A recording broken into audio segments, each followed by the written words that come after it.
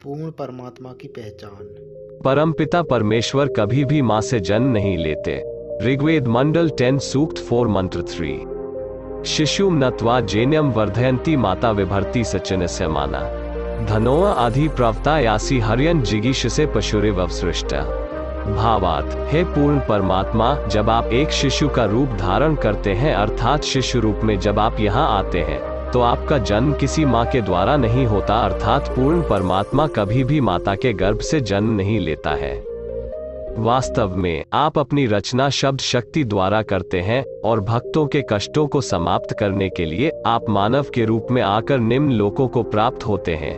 आप यहाँ जीवों को इस नश्वर लोक से मुक्त कराने के उद्देश्य से आते हैं, जो कर्म के बंधन में एक जानवर की तरह काल द्वारा जकड़े हुए हैं।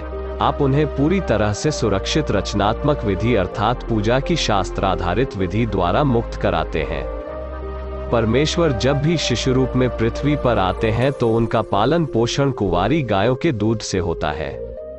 ऋग्वेद मंडल 9 सूक्त 1 मंत्र 9 अभि ईमन अधन्या उत्श्रीणति धेन्व शिशु सोममिंद्राय पाथवे। भावार्थ, पूर्ण परमात्मा अमर पुरुष जब बालक रूप धारण करके स्वयं प्रकट होता है, सुख सुविधा के लिए जो आवश्यक पदार्थ शरीर वृद्धि के लिए चाहिए वह पूर्ति कुंवारी गायों द्वारा की जाती है, अर्थात उस समय कुंवारी गाय अपने आप दूध देती है जिससे उस शिशु रूप पूर्ण परमेश्वर की परवरिश होती है। परमात्मा किसी भी स्त्री से संबंध नहीं बनाते। ऋग्वेद मंडल 10 सूक्त 4 मंत्र 4। मूरा अमूर न वयम चिकित्वो महिवमग्ने त्वम वित्से वश्ये वृचरति जिन्यात्रोरिह्यते युवतिन विष्पति सन। भावार्थ, वेदों को बोलने वाला ब्रह्म कह रहा है कि मैं तथा अन्य देव पूर्ण परमात्मा की शक्ति के आदि तथा अंत को नहीं जानते, अर्थात परमेश्वर की शक्ति अपार है।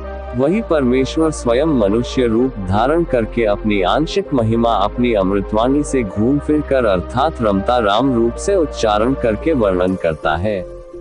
जब वह परमेश्वर मनुष्य रूप धार कर पृथ्वी पर आता है तब सर्व संसार का पति होते हुए भी स्त्री भोग नहीं करता। लोगों को खुद के ज्ञान से अवगत कराने के लिए परमात्मा कविताओं और लोकोक्तियों का उपयोग करते हैं और एक प्रसिद्ध कवि की उपमा प्राप्त करते हैं। ऋग्वेद मंडल 9 सूक्त 16 मंत्र 18 ऋषिम्ना य ऋषिकृत स्वर्षा सहस्राणी थ पदवी कवि नाम तृतीयम धाम महिष शिशा संत सोमा विराजमानु राजतिष्टु। भावार्थ, परमात्मा शिशु रूप धारण कर लेता है, लीला करता हुआ बड़ा होता है। कविताओं द्वारा तत्व ज्ञान वर्णन करने के कारण कवि की पदवी प्राप्त करता है, अर्थात उसे ऋषि संत व कवि कहने लग जाते हैं। वास्तव में वह पूर्ण परमात्मा कबीर ही है। उसके द्वारा रची अमृतवाणी कबीर वाणी कबीर वाणी कही जाती है, जो भक्तों के लिए स्वर्ग तुल्य सुखदायी होती है। वही परमात्मा तीसरे मुक्ति धाम अर्थात सत्यलोक की स्थापना करके तेजो में मानव सदृश शरीर में आकार में गुंबज के नीचे ऊंचे सिंहासन पर विराजमान है। श्रीमद् भगवद गीता में पूर्ण परमेश्वर के गुण पूर्ण परमात्मा परम अक्षर पुरुष अविनाशी है। गीता जी अध्याय 15 श्लोक 17 उत्तम पुरुष तु अन्य परमात्मा इति उदाहृता यह लोकत्रय आविश्य बिभर्ति अव्यय ईश्वर। यह प्रमाण गीता अध्याय 13 श्लोक 22 में भी है।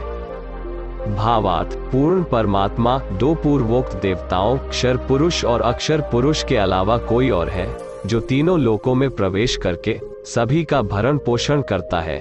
उसे शाश्वत पूर्ण परमात्मा अविनाशी सर्वोच्च भगवान कहा जाता है। गीता जी अध्याय 2 श्लोक 17 अविनाशी तु तत् विद्धि येन सर्वम इदम तत्तम। विनाशम अव्ययस्य अस्य न कश्चित् कर्तुम अर्हति। भावार्थ, उसको अविनाशी अमर जान जिससे इस संपूर्ण दृष्टिगोचर विश्व की उत्पत्ति हुई है, कोई भी उस अविनाशी का विनाश करने में सक्षम नहीं है। गीता जी अध्याय 18 श्लोक 62 प्रमाणित करता है कि पूर्ण परमात्मा गीता ज्ञानदाता से भिन्न है। तम एव शरणम गच्छ सर्वभावन भारत तत्प्रसादात् पराम शांतिम स्थानम प्राप्स्यसि शाश्वतम। भावार्थ, हे भारत, तू संपूर्ण भाव से उस परमेश्वर की ही शरण में जा। उस परमात्मा की कृपा से ही तू परम शांति को तथा सदा रहने वाला अविनाशी स्थान को अर्थात सतलोक को प्राप्त होगा। यही प्रमाण गीता जी अध्याय 18 श्लोक 66 में भी दिया गया है। तो पवित्र वेद और पवित्र गीता जी यह प्रमाणित करते हैं कि पूर्ण परमात्मा न तो माँ से जन्म लेता है और न ही उसकी कोई पत्नी है। वह कविताओं और लोकोक्तियों के माध्यम से अपने ज्ञान का प्रसार करता है और कुंवारी गायों के दूध से पोषित होता है।